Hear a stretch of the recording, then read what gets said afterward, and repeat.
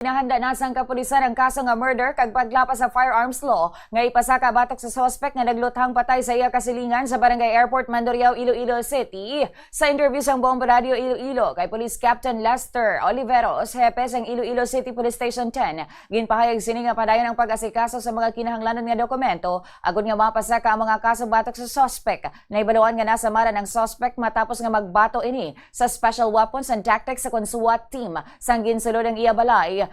Inoras matapos ang negosasyon, nakaagom mini sa nga pila sa to sini nga butkon, pila sa tiil kag amuman sa iyang dughan. Gilayo naman ini nga gindala sa Western Visayas Medical Center agud nga mabulong. Samtang mga biktima naman nga ginluthang sini ukon ang biktima naman ukon ang kasilingan sini nga ginluthang ang ginbawian gid sang kabuhi. Naibaluan nga nagasoprer sang nervous breakdown ang suspect kag sang amo nga tion ginaaligar nga wala ini sang maayo nga tinulugan kag wala nakainom sang iyang maintenance nga bulong.